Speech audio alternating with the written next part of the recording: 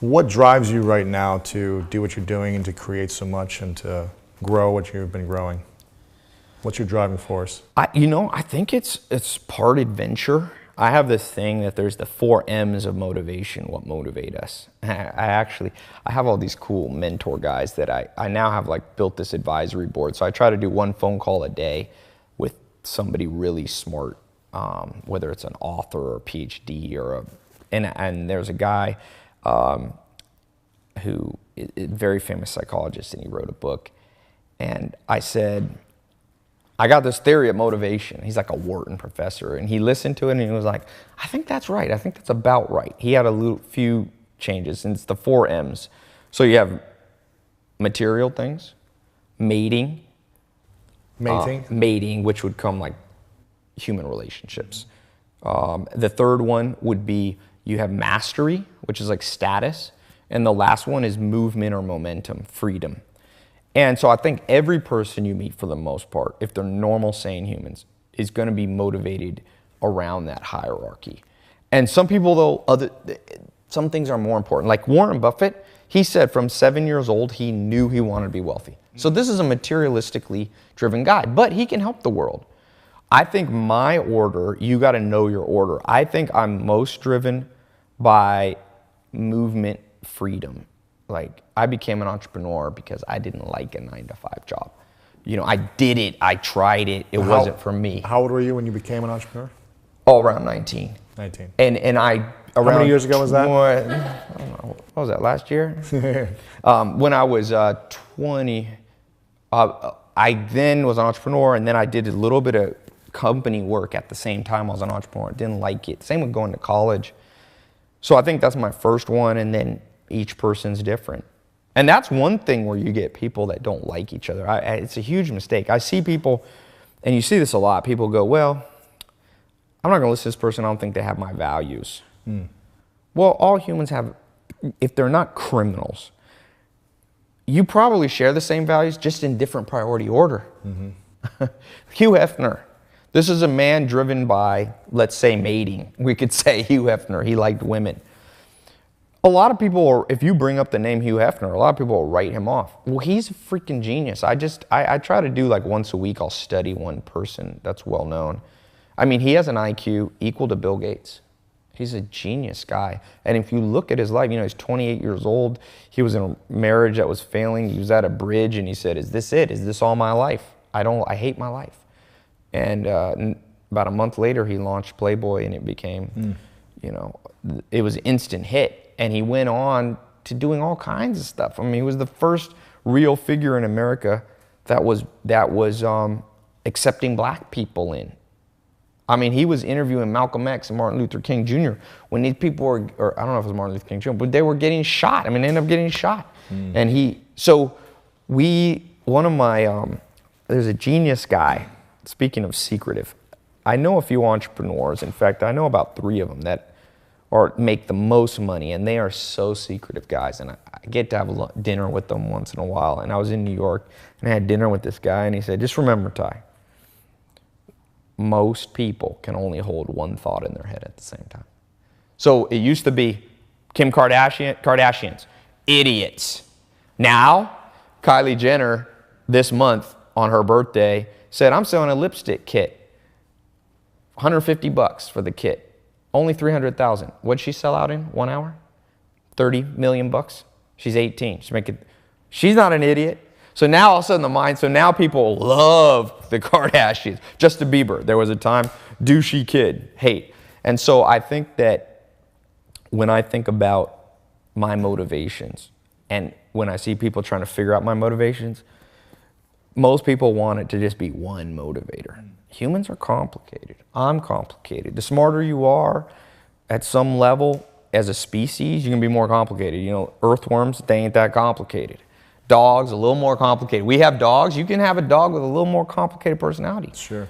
Well, dogs have about a 40 to 50 IQ. Humans have 100 to 200 IQ. And that's exponential curve, which means we're 100 times more complicated. By the way, which speaks to why I think we have masks. That's a whole nother. What would you say are your top priorities in life right now? Priorities? I mean, I I try to keep it simple in my mind. I call it the 4 pillars of the good life: health, wealth, love, and happiness. I want to have all 4 of those. What's missing? I think the ebb and flow. Like I think there's times when your physical health, you're working too hard, and then so you're not as healthy. This is probably the healthiest I've seen you in the last few years. Yeah. I've been able to, I was doing a lot of work stuff, and I balanced a little bit better. But I'm doing a lot of stuff. I think social life is super important. So I think in each person's life, if you're a genius and you're watching this, you'll be able to do it way better than me, which is always hold all 4 constantly up. And that's what my thing is now. It's like, how can I structure my life so that all 4 of those are rocking and rolling? And that includes wealth sometimes, What is a question from one of my listeners. Well, I'm first curious, before I ask the full question, is have you ever been married? No. Okay. One of the questions is, has the money and the luxury that you live in and the lifestyle you have made relationships easier or harder for you? Intimate personal relationships. Yeah, I think that if you're not careful, money is like a pit bull, and a pit bull can save your life or it can turn around and kill you. And so when it comes to dating, if I'm dating girls, if you make more money, have more different status level, you have to be more aware of that, because there are, like I said, there are people that don't have your best interest at heart. But you know what? I remember when I was poor, and there's nasty people too. Sure. I haven't found that to be as big of a deal as people think. One thing that I think you have to be careful of is when you have a major status change in your life. So if you met a girl when you were poor, like Kevin Systrom, and then he became a billionaire, that can be rocky. Whereas if you're Bill Gates and you've been a billionaire since you're 30, he probably doesn't remember what it's like to have to cope. So I think the transition is more. But yeah. What's your vision for a relationship in your life? What do you want to create? Do you mean like love, dating, do you see romance? yourself being married? Do you see yourself having? I think maybe, I don't know that. There's this interesting book called Attached by Heller and Levine, and we know more now about how the brain works, and there's different types of people. It's called attachment theory. So there's secures, there's avoidance, and there's anxious. And the main takeaway I take from it, I don't think everybody's gonna get married for 50 years. And my proof is, the second you made the world free, meaning women didn't have to be married to men, they could survive economically and thrive without men, the divorce rate went straight to 50-50. And I will bet money it's going to be 50-50 for the next couple centuries. Why? Because the attached theory has found that about 50% of children, and you can trace it back to toddler age, are secures. So I think the world would be a lot better place if you don't force everybody to get married. I will tell you this. Everybody should have love in their life, romantic love. Do you have it? I just broke up I was in a relationship for a couple years. So yeah, I think you should have it. I think I'm somebody, you can just look at my life. I don't think I'll be somebody that necessarily got married at 19 and, died at 80. You know what, Dr. Marina Adshade, she told me, she goes, Tai, people forget throughout history, average marriage is 12 years because people used to die. Wow. So she goes, our DNA, we're not, all people thinking you're supposed to be with one person for 60 years, 50 years. She goes, it ain't happening because we're not coded that way. But I think 50% of people. So if I had brothers and sisters or kids or whatever, I would just look at each person individually and be like, you know what? You're a lover. Right. Get married, stay married. You look at another person, you know what? It's going to be a disaster. And you see that in the world, and kids end up getting messed up. I think it's a tricky question. So what do you want to create moving forward? In relationships? Yeah. What would like be I the said, ideal relationship for you? I think you find love and you stay in it as long as it is meant to be. I know that sounds like such a cliche thing, But man, imagine, I grew up with a single mom. My dad was in prison when I was born. And then my mom got remarried. That marriage lasted for a while, was rocky, eventually divorced. You know, Dane Cook, you remember the comedian Dane Cook? I've seen him over at the comedy store. Yeah, he's at Laugh Factory stuff. I heard him say the best, most poignant point ever from stage. He goes, why can't we just be adults and get to that point where you realize you're no longer in love and just go, wow, this has been awesome. We've got kids. I'm going to go live over here.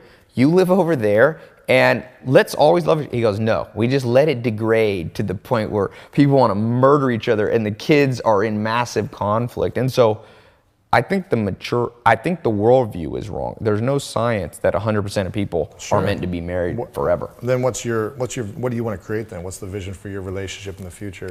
If you could have the perfect ideal relationship, what would that look like or feel like? Or well, I think you'd be in love and you'd want to be in love. But what I'm saying is... But what do you want? Yeah, that's what I'm saying. For me, definitely, I think all people, including me, you should have love. I'm just saying, some people it's going to be with one person forever. I understand, but I'm curious what you want, not what everyone else wants. It depends who I find. It depends who I find. If you could create the life of your dreams with the woman that you want to be with, I think just like you created this lifestyle. Yes, but this is different because it doesn't have our DNA. Okay, let's just say you could. If I could change my DNA? No, let's say that you could create the relationship you want. You could create it. What would that be like for you? What would that look like? Some relationship will be long and some will be short. That's what I think. So multiple relationships. In my lifetime. Yes. Yes. Okay. In a lifetime, over a course of a lifetime. You're not looking for one woman to have an incredible relationship with for the whole life. What you said, some could be long. Gotcha. So let's say tomorrow I meet a girl and you know that it's meant to be, but you know what? All relationships are temporary because somebody dies before the other person. I get it. But let's say you could have exactly what you wanted though. What would that be? I think not like what it could be, but some what do you want? long and some short.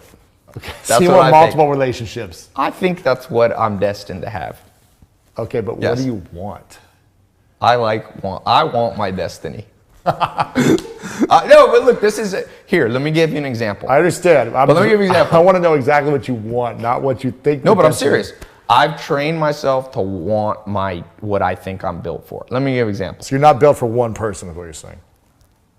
Even if Probably not. Okay, yeah, perfect. Probably awesome, not. Cool.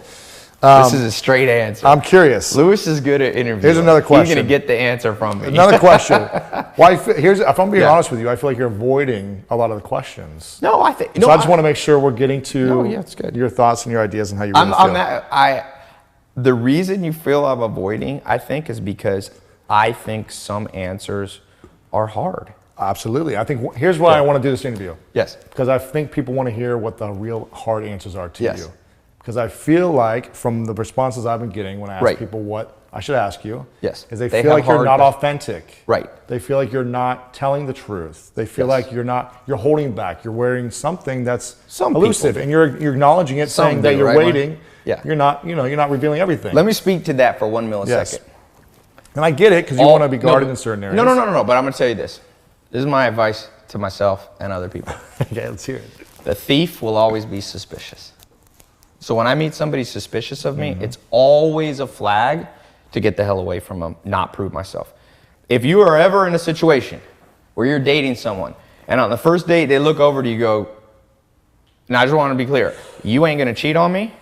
If they bring that up, if that's in their consciousness, that suspicion level, they will cheat on you because only thieves are thinking about breaking it. Sure, but if someone is curious to ask you questions about your life because they want to get to know you, that's not a thief.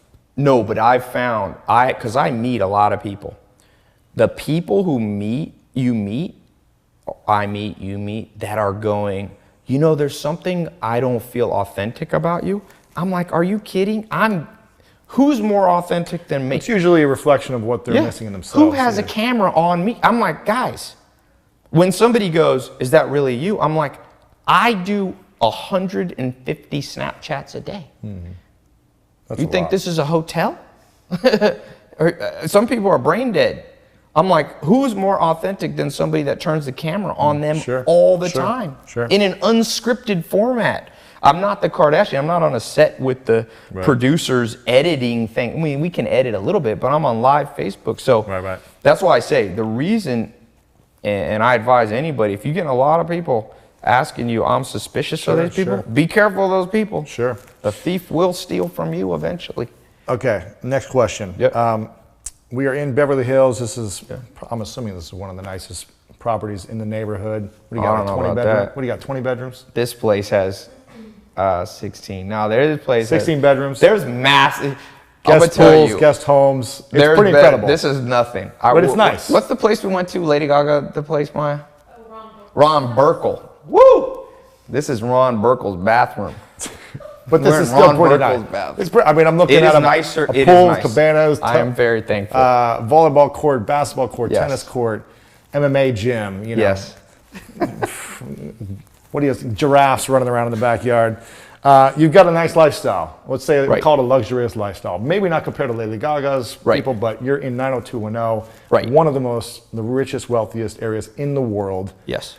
Probably top 10, right? In the world. Or maybe number one. I mean, number one. Hills is, yes. Now, what are the best and hardest parts about the lifestyle that you've created and also display to your audience? Because you put a lot of it on display. Yes. We were just walking around. You're showing your yard, your cars, obviously the books, everything. But what's the best part and the hardest part about the lifestyle you display? I mean, the best part is, specifically for this place, is being able to live in a city, but feel a little bit like I'm in the countryside, because I actually like farms. I lived 10 years on a farm. And so like this place has like grass. Like I've lived in LA, I've lived in New York where I didn't have any money. When I first came to LA, actually from San Diego, when I first moved, I was born here but left as a little kid. When I came back to LA, I could only afford, I decided I was gonna live in Santa Monica. I thought that'd be nice, but I didn't have much money. So I rented this temporary place that was like 250 square feet.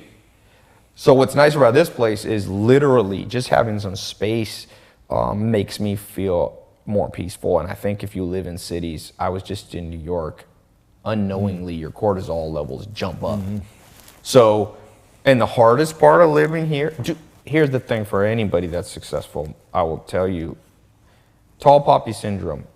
Status is a bitch. I just read a fascinating article by Dr. David Buss, who may be one of the smartest guys to walk this planet in this century. And he said, he wrote about this. Anytime you display status, men especially, women somewhat in their own, women more against women, but men against men, it becomes threatening to some men and stuff like that. And so the biggest parties go, do I want to show that I have a Lamborghini? The first nice car that I got, really, I got a Maserati in like, I don't remember, 2008 or something.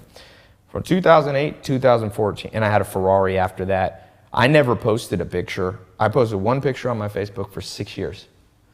So when people think that I got cars to show off, I'm like, in 6 years, you look on my Facebook, it goes all the way back and shows that you can see the picture.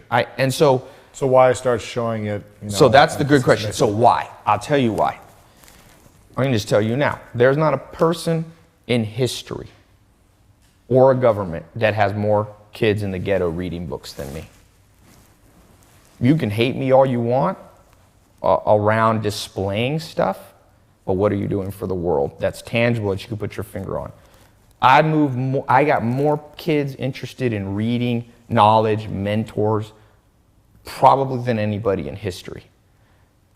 If I gotta show a Lamborghini for that and you have a problem with that, go fucking change the world on your own, dude. I don't give a shit. That's my honest thing. That's no mask.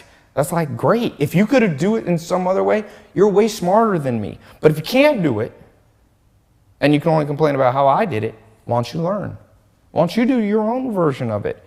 If you want to inspire people to rock climb, go do the equivalent of rock climbing. I'm showing people how to aspire to more, and you got to be practical. You know what motivates people? My brother had a birthday party in my house. When it was over, this guy walked up to me and said, "Man, I'm a school teacher. I'm a friend of your brother, and I just want to tell you, the other day, this kid was walking around, and he's like, he's been a juvenile delinquent, in and out of jail, whole 4 years in high school, and I saw him carrying him some books on business." And And I walked up, this is in the inner city of LA, like Compton. I'm from Long Beach, ghetto part. I walked up a kid and I said to this guy, why are you reading this book? I never seen you with a book.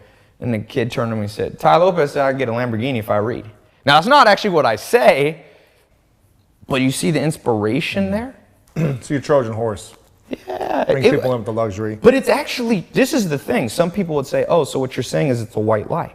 It's not a white lie. That's how I fucking got a Lamborghini. I read books. My second mentor, Alan Nation, I was 20 on a farm. One morning in Joel Salatin's... Where was this? This is in Virginia, on a farm. I was mentoring on this guy named Joel Salatin, and his mentor, Alan Nation, came. First time I met him, and he was the most fascinating person I ever met.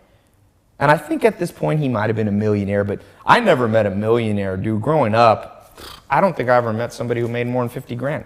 My family was not dirt poor. They would have been had it not been for my grandma, but I grew up around people. My mom, single mom, probably made 20 grand a year. So I had $200 for Christmas growing up. Well, when I met this guy, Alan Nation, coming down the stairs, realized this guy's successful, talked to him, and he started quoting from this book. And I said, how do you know so much about this book? He goes, oh, I always read a book before breakfast. I said, how do you remember? He said, well, you got to train. And that's why I learned to read a book a day. And from those books, if you read the right books, you get to collect and collate the knowledge of people who have spent a lifetime. And so when I say what I like more than Lamborghini is these books, there is pure Where would truth. you be without? Where would you be without reading books? Oh man, trying to hunt down mentors in person, which I do now. See, now I do read now, but if I didn't choose to read, I could get away with it. Why? Because now I call the authors. You get the knowledge from the people, yeah. Yeah, but when I lived in a mobile home in North Clayton, North Carolina. When was this? Growing up as a teenager. Yeah. Okay, it was a double wide, so we weren't super poor, but it was a fucking trailer.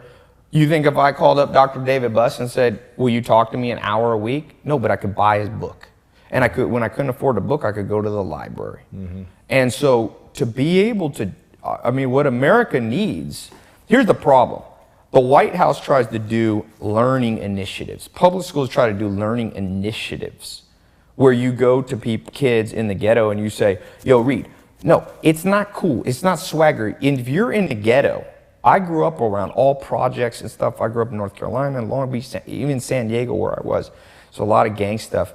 Kids are not going to lose their swag and maybe get beat up and shot to look cool. But you know what? Now, the way I do it, millions of people aren't afraid of it because I still have swagger. And I do that. And so if I make learning knowledge cool and some uppity entrepreneurs have a problem with it, I'm like, shit, you ain't bring no fucking value. Come sit down with me. You don't know jack shit. And so I don't care about those people. There is of no consequence. And, I often tell my employees, one of my companies, we kind of call it Knowledge Society. I said, I want you to know, name a company more important than ours. Name it. Apple? No. Facebook? No. We are making millions of Einsteins, geniuses that in the past rotted in the ghetto. They're going to be found now. And what that will do for civilization is important. So what we're doing is important. So underneath all of that stuff, which has an edge to it, but it's real edge. There's not one car in that garage that's ever been rented. There's nothing. Everything people see is literally, and my camera guys are right here. We might set up a scene 5 seconds before, like move the camera over there. But there's nothing like, okay, tomorrow, let's go. Does it matter if it's rented or owned? Does it really matter? No, but I'm saying there's nothing. Now, if you rent a Lamborghini for a year, you'd be insane because it'd be about $1 million a year to rent. No, but what I'm saying is there's nothing fake. This is my life. To be patiently aggressive. Patiently aggressive. It's so tough to do. Because you want your money to double now. Exactly. It might take 10 years. Yeah, but if you are willing to do the 10 years, it may double 40 times. It may double 30 times.